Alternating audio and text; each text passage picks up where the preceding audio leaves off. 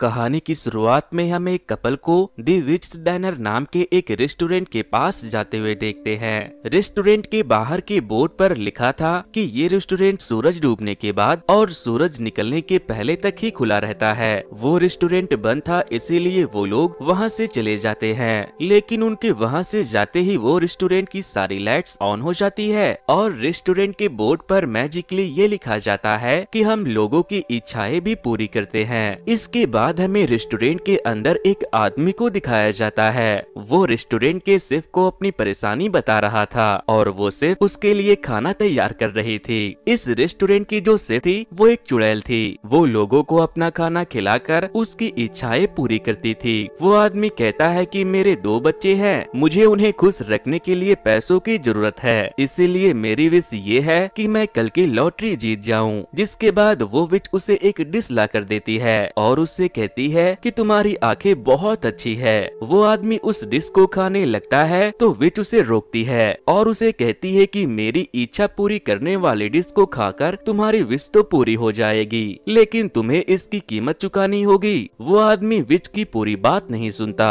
और उस डिश को खाने लगता है। ये चुड़ैल बहुत अच्छा खाना बनाती थी जिसे वो आदमी बड़े ही मजे में पूरा खा जाता है और फिर अपने घर चला जाता है। घर जाकर वो आदमी टीवी पर लॉटरी टिकट का रिजल्ट देखने लगता है और तभी वो देखता है कि उसने जो लॉटरी टिकट लिया था वही जीता है। वो अपने बच्चों को बाय बोलकर फौरन लॉटरी के पैसे लेने के लिए अपने कार से निकलने लगता है, लेकिन तभी अचानक से उसे दिखाई देना बंद हो जाता है और उसकी दोनों आंखों की रोशनी चली जाती है और ये उसकी लॉटरी जीतने की कीमत थी। वहीं दूसरी तरफ हम वापस से विच को देखते हैं। वो अपने मैनेजर डो के साथ इस जगह से किसी दूसरी जगह के तलाश में निकल जाती है, क्योंकि यहाँ पर रहते हुए उसे बहुत दिन हो गए थे। उसके वहाँ से जाते ही वो रेस्टोरेंट पूरा का पूरा बदल जाता है। अब हम जिन नाम की एक लड़की को देखते हैं। उसके बॉस उसे और अपने सारे एम्प्लॉय को एक बार में बियर पिलाने के लिए लेकर जाते हैं। तभी वहाँ बॉस की बीवी आ जाती है और वो जिन को बॉस की नई गर्लफ्रेंड समझकर उसे और बॉस को दोनों को मारने लगती है। बॉस की बीवी ने बेवजह जिन की अच्छे से कुटाई कर दी थी, इसीलिए वो रोते हुए अपने घर चली जाती है और घर जाकर अपने मॉम के गोद में सो जाती है। नेक्स्ट मॉर्निंग हम ली नाम के एक हाई स्कूल के स्टूडेंट को देखते हैं। आज ली के स्कूल में पहला दिन था। वहीं दूसरी तरफ आज जब जिन अपने ऑफिस जाती है तो उसके बॉस उसे जॉब से निकाल देते हैं। जिन जब बॉस से इसके पीछे की वजह पूछती है तो वो बताते हैं कि अगर मैंने तुम्हें जॉब से नहीं निकाला तो मेरी बीवी मुझे घर से निकाल देगी, क्योंकि उसे ऐसा लगता है कि हम दोनों के बीच कुछ चल रहा है। इधर ली मकड़ी के जालों में से फंसे एक बटरफ्लाई को निकाल रहा था। तभी उसकी एक क्लासमेट वहाँ आकर उसे ऐसा करते हुए देख लेती है। वो उससे कहती है तुम वही हो ना जो last year national running competition में इंजरी होने की वजह से हारे थे।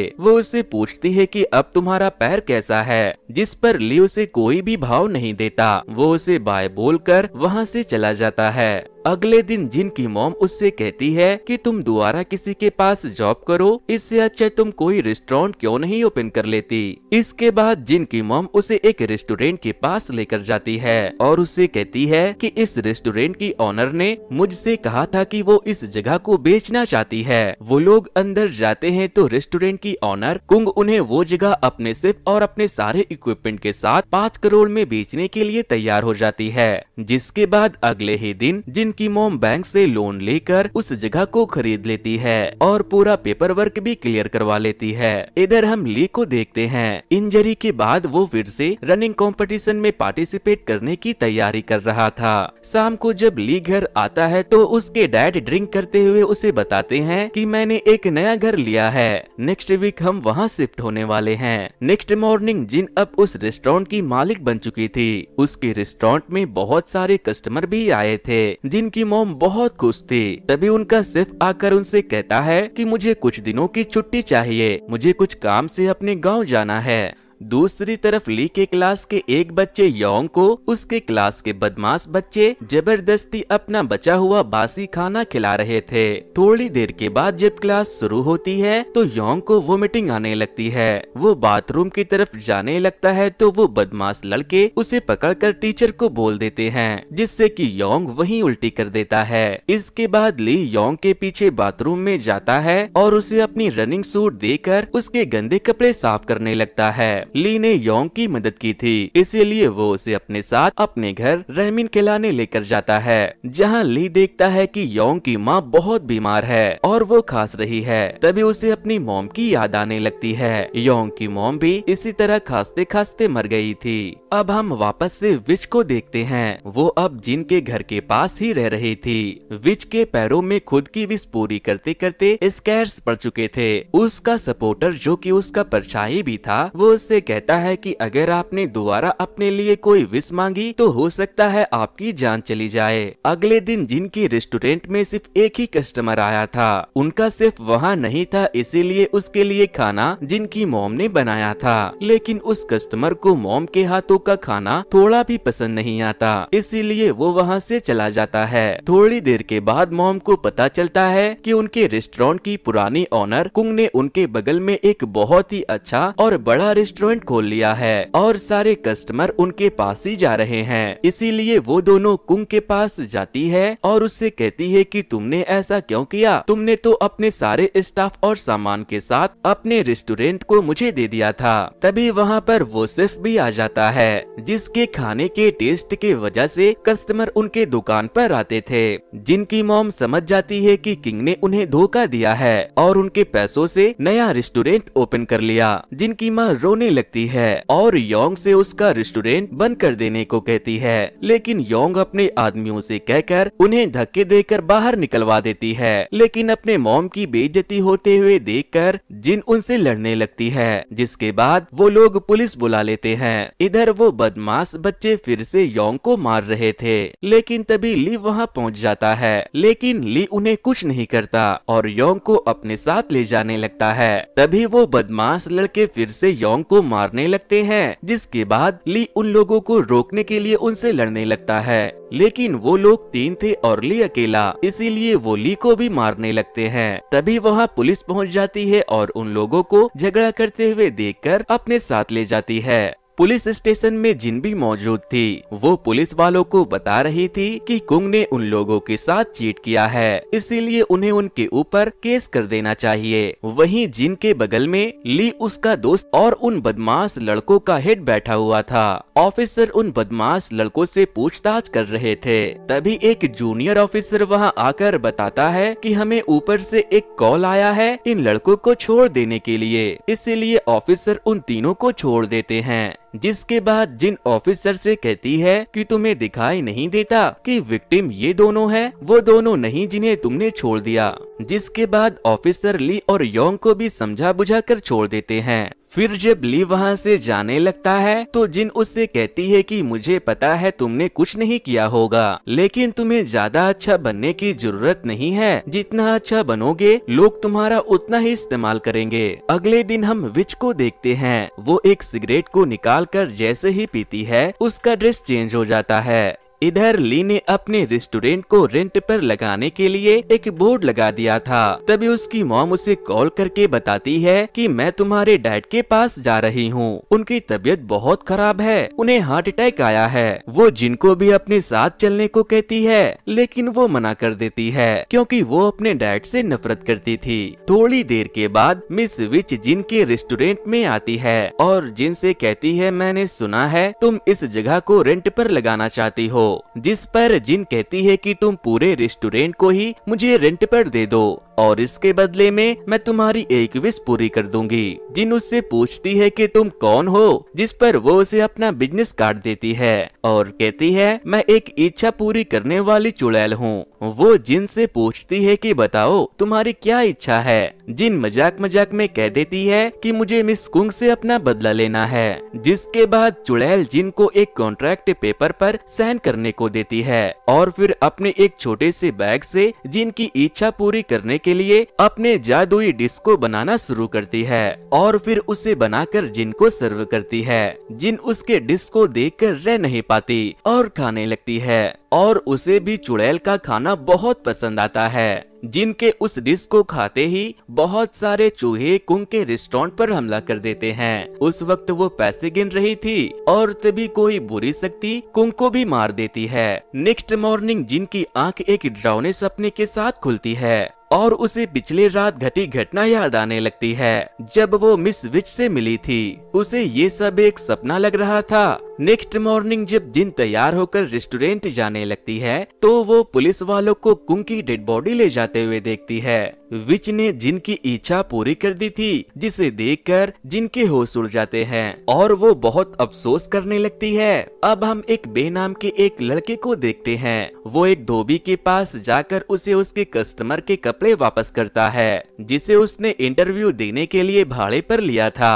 बे बहुत लंबे समय से जॉब की तलाश कर रहा था। उसके पास उसे देने के लिए पैसे नहीं थे, इसीलिए वो धोबी उसे खूब गालियां देता है। इधर जिन रेस्टोरेंट पहुंच चुकी थी। वो मिस विच से पूछती है कि क्या आपने ही कुंग को मारा है? तो वो कहती है नहीं, उसे मैंने नहीं, तुमने अपने रिवेंज के लिए मारा है। जिन विच के ऊपर गुस्सा करने लगती है और चिल्लाने लगती है कि मैंने तो बस उससे बदला लेने को कहा था। जिनकी बिहेवियर से विच बहुत गुस्सा हो जाती है। वो उसे धक्का दे देती है और कहती है कि किसी को मौत दे देना, इससे बड़ा बदला और क्या हो सकता है। विच के गुस्सा करने से वो पूरी जगह जलने लगी थी, जिसके बाद जिन रोते हुए वहाँ से भाग जाती है। अगले दिन ली का एग्जाम चल रहा था। योंग अपने फोन में देखकर चीटिंग कर रहा था, लेकिन ये बात बदमाश गैंग के लीडर को भी पता था, इसीलिए वो योंग को फोन कर देता है जिससे कि उसका फोन वाइब्रेट होने लगता है। तभी फोन का आवाज सुनकर टीचर वहाँ आ जाते हैं और योंग से फोन छीनकर उसका एग्जाम कैंसिल कर देते हैं। एग्जाम के बाद ली योंग के पीछे जाने लगता है तो उसके पैर में दर्द होने लगता है, इसीलिए वो डॉक्टर के पास जाता है जहाँ डॉक्टर उसे बताते हैं कि तुम्हारे पैर में फिर से चोट लग गई है। ये चोट उसे उस दिन बदमाश लड़कों से लड़ते वक्त लग गया था, इसीलिए डॉक्टर उसे 1 महीने तक रेस्ट करने को कहते हैं। इधर जिन अपने एक दोस्त के साथ एक बार में जाकर खूब ड्रिंक करती है और फिर नशे में वहाँ से निकलकर मिस विच के पास पहुँच जाती है।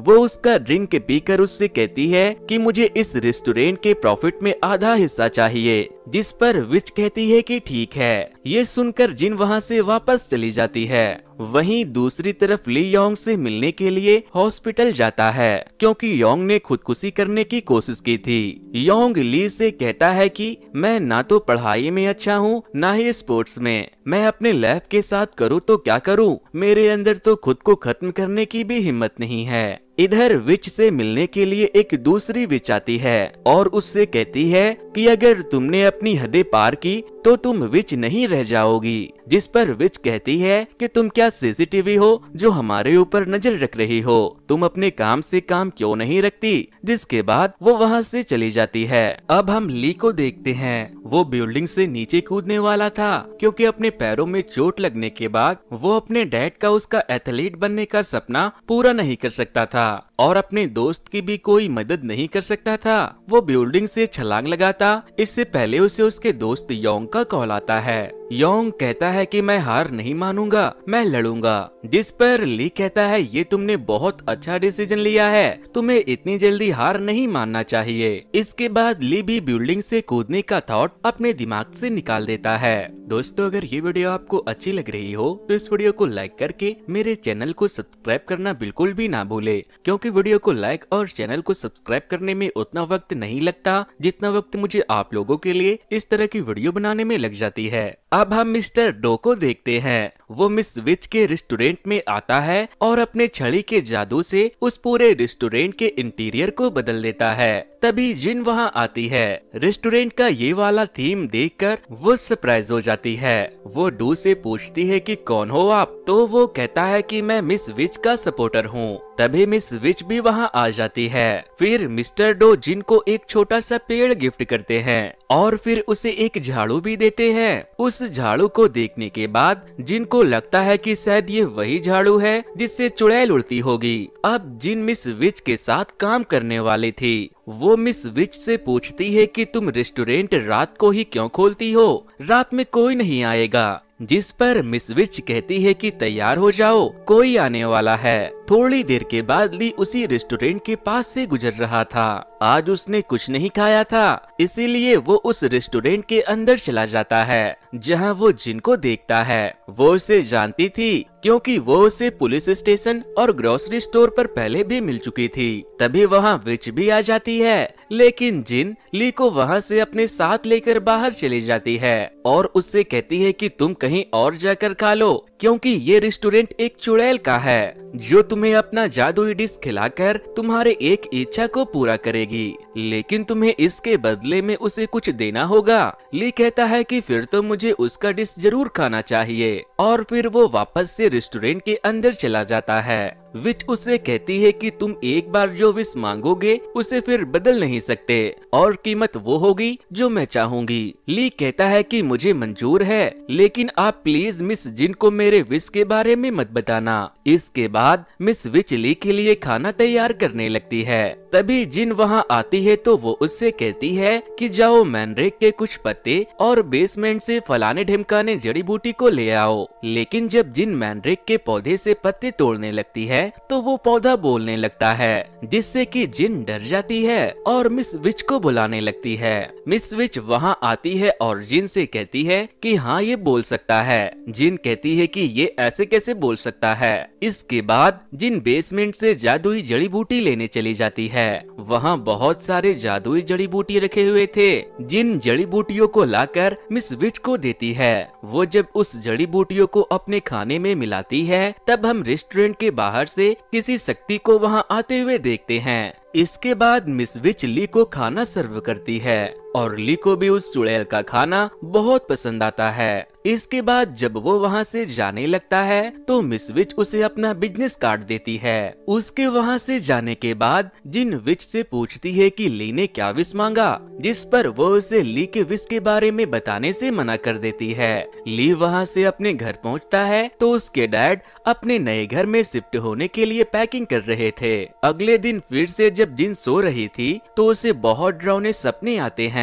फिर जब वो रेस्टोरेंट जाती है तो वो देखती है कि मिस विच ने ली को वहाँ पार्ट टाइम काम पर रख लिया है, क्योंकि ली के डैड ने उसी रेस्टोरेंट के पास में ही अपना घर लिया था। इधर हम बे को फिर से इंटरव्यू देते हुए देखते हैं। आज भी वो बड़े ही कॉन्फिडेंट के साथ अपना इंटरव्यू दे रहा था, लेकिन तभी उसके पेट में दर्द होना शुरू हो जाता है, क्योंकि उसने कई दिनों से कुछ नहीं खाया था। जिसके बाद इंटरव्यूअर उसे वीक समझकर वहां से भेज देते हैं। रात को बे फुटपाथ पर सोने के लिए चला जाता है। तभी उसे उसकी माँ का फोन आता है। वो उससे कहती है कि उसकी तबीयत बहुत खराब है और उसे इलाज के लिए पैसों की जरूरत है। जिसके बाद वो छुरी लेकर चुड़ैल के रेस्टोरेंट में पहुंच जाता है और जिन को एक छुरी दिखाकर उससे पैसे और खाना देने को कहता है। बे अपने जेब से एक पॉलिथीन निकालकर उसमें खाना भरने के लिए उसे जिन के तरफ फेंक देता है। तभी मिस विच वहां आती है तो बे जिन को पकड़कर छुरी उसके गर्दन पर रख देता है और उससे कहता है कि तुम मुझे खाना और पैसा दो। लेकिन तभी वो मैनरोक से टकरा जाता है और जब वो उसे बोलते हुए देखता है तो वो डर के मारे बेहोश हो जाता है। थोड़ी देर के बाद जब उसे होश आता है तो वो सबसे माफी मांगता है और कहता है कि मुझे मेरे मॉम के इलाज के लिए पैसे चाहिए और मैंने कई दिनों से कुछ खाया भी नहीं है। जिन उससे पूछती है कि तुम कोई जॉब क्यों नहीं करते, जिस पर वो कहता है कि मैं किसी भी जॉब के लिए ओवर क्वालिफाइड हूँ और मेरे ओवर क्वालिफाइड होने की वजह से मुझे कोई छोटा मोटा काम भी नहीं मिलता। मेरी मॉम ने मुझे पढ़ाने के लिए स्टूडेंट लोन भी लिया था, लेकिन मेरी पढ़ाई किसी काम के नहीं। जिस पर ली कहता है कि तुम बिल्कुल सही जगह पर आए हो।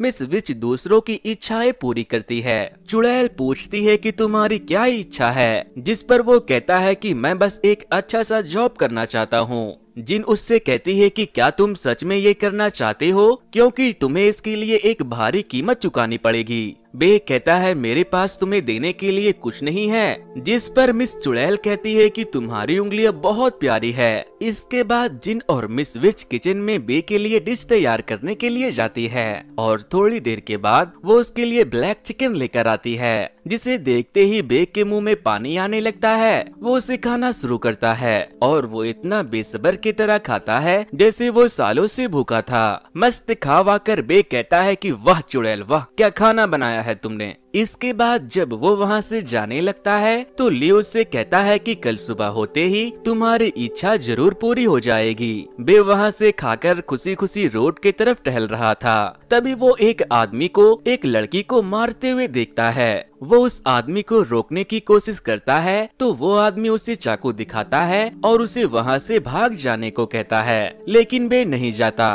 और उस आदमी से उस लड़की को छोड़ देने को कहता है। लेकिन वो आदमी चाकू लेकर बे के ऊपर ही हमला कर देता है। वो चाकू बे के अंदर घुसने वाला था, लेकिन बे ने चाकू पकड़ लिया था। तभी वहाँ पुलिस आ जाती है और पुलिस से बचने के चक्कर में वो आदमी अपने चाकू को पीछे खींचता है तो बे की 2 उंगलियां कट जाती है और वो तड़पने लगता है। तभी उसे विच की बात याद आती है, जब उसने कहा था तुम्हारी उंगलियां बहुत अच्छी है। फिर ब्लैक कलर की कोई शक्ति वहाँ आती है और बे के उंगलियों को अपने साथ लेकर वहाँ से विच के पास रखे एक बोतल में चली जाती है। अगली सुबह हम ली को स्कूल में देखते हैं। वो बदमाश एक दूसरे लड़के को परेशान कर रहे थे। तभी ली उनके पास जाता है और कहता है कि अगर तुमने फिर से किसी को तंग किया तो मैं तुम्हारे प्रिंसिपल दादाजी को सब बता दूंगा। और फिर ली उसे धक्का देकर वहाँ से अपने क्लास में चला जाता है। फिर शाम को जब ली और जिन रेस्टोरेंट से वापस लौट रहे थे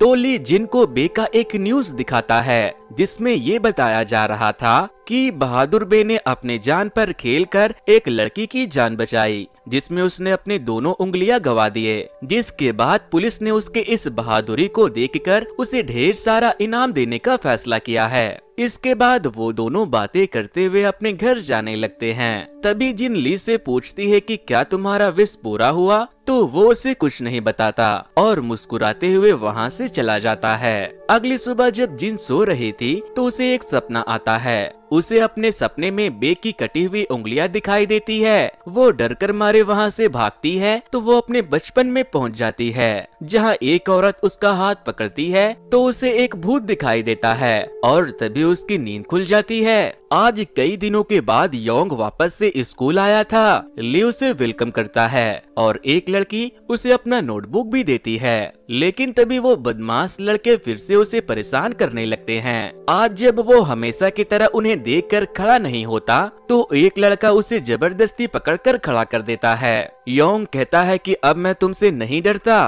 तभी ली उसे छुड़ाता है और उससे कहता है कि तुम क्या पागल वागल हो। ली उससे धक्का देकर पीछे करने लगता है। तभी वहाँ उनकी टीचर आ जाती है तो वो दोनों अपने सीट पर जाकर बैठ जाते हैं। दूसरी तरफ हम देखते हैं कि जिन की मॉम उसके डैड के पास से वापस आ गई थी। जिन अपनी मॉम से पूछती है कि माँ मुझे कुछ सपने दिखाई दे रहे हैं। जब मैं 5-6 साल की थी तब क्या मेरे साथ कुछ हुआ था? क्या कोई मुझसे मिलने आई थी? मॉम कहती है नहीं, ऐसा कुछ भी नहीं हुआ था। फिर रात को जब जिन और ली घर लौट रहे थे तो ली अपने घर के रास्ते से काफी आगे निकल आया था। जिन उससे कहती है कि तुम्हारा रास्ता पीछे छूट गया, जिस पर ली कहता है मैं बस टहलना चाहता हूँ। जिन कहती है कि छोटे बच्चे देर रात को बाहर टहलना कम करो, जिस पर ली कहता है मैं छोटा नहीं, सहज देखकर बात किया करो, मैं आपसे बड़ा हूँ। इसके बाद ली जिन से पूछता है कि क्या आप छुट्टी के दिन मेरे साथ मूवी देखने चलोगी? वो कहती है ठीक है।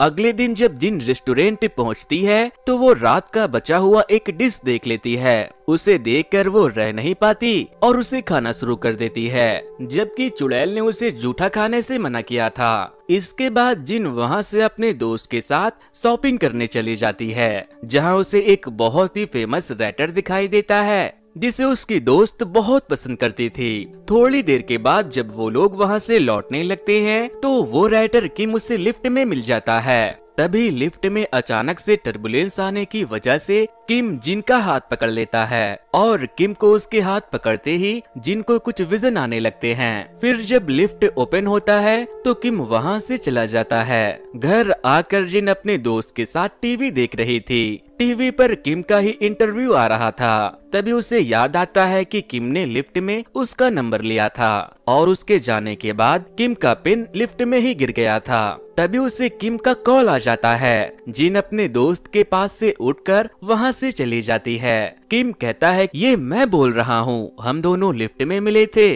जिस पर जिन कहती है अच्छा हुआ आपने मुझे कॉल किया, आपका पेन मेरे पास रह गया है। जिन कहता है कि वो पेन मेरे लिए बहुत जरूरी है, क्या तुम आज मिलकर मेरा वो पेन मुझे वापस कर सकती हो? इसीलिए वो उससे मिलने चली जाती है। इधर हम ली को देखते हैं। उसे जिन ने बताया था कि उसे डरावने सपने आते हैं, इसीलिए वो उसके लिए एक ड्रीम कैचर उसे गिफ्ट में देने के लिए खरीद लेता है। वहीं दूसरी तरफ जब जिन किम से मिलती है तो वो उसे उसका पेन देती है। जिन कहता है कि क्या तुम्हें पता है ये पेन मेरे लिए बहुत लकी है क्योंकि इसे मेरी माँ ने मुझे दिया था। इसके बाद किम जिन को उसके घर छोड़ता है और फिर मिलूंगा बोलकर वहाँ से चला जाता है। वहीं दूसरी तरफ ली रेस्टोरेंट पहुँच जाता है। वहाँ मिस्टर डो भी मौजूद थे।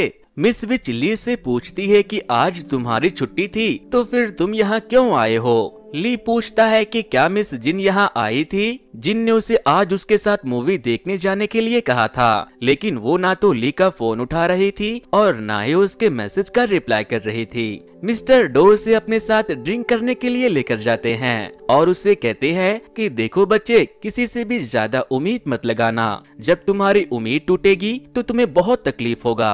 अगली सुबह हम एक ओल्ड लेडी को देखते हैं। वो अपने 40 साल के बेटे को एक बच्चे की तरह उठाती है। ओल्ड लेडी बहुत परेशान थी क्योंकि उसके अलावा उसके बेटे का ख्याल रखने वाला कोई नहीं था। इधर जब जिन की सुबह होती है तो वो किम के बारे में सोचकर बहुत खुश हो रही थी। वहीं दूसरी तरफ ली अपने डैड से कहता है कि डैड मैं हाई स्कूल छोड़कर यूनिवर्सिटी जाना चाहता हूँ। जिस पर उसके डैड कहते हैं कि अब जब तुमने अपना मन बदल लिया है तो भला मैं तुम्हें कैसे रोक सकता हूँ। जिसके बाद ली स्कूल जाता है और अपने स्कूल से एडमिशन कैंसिल करवा देता है। वो योंग से फिर मिलूंगा बोलकर वहाँ से जाने लगता है और जाते जाते वो बुली बॉय से कहता है कि मुझे तुम्हारे लिए बहुत बुरा लगता है। तुम सबको परेशान करते हो, तुम शायद पागल हो रहे हो। तुम्हें किसी अच्छे डॉक्टर से अपना इलाज करवाना चाहिए। स्कूल से लौटते वक्त वो लड़की भी उसे मिलती है जो उसे पसंद करती थी। वो ली से पूछती है कि क्या तुम जा रहे हो? तो वो कहता है कि मैं स्कूल छोड़कर जीईडी के लिए तैयारी करूंगा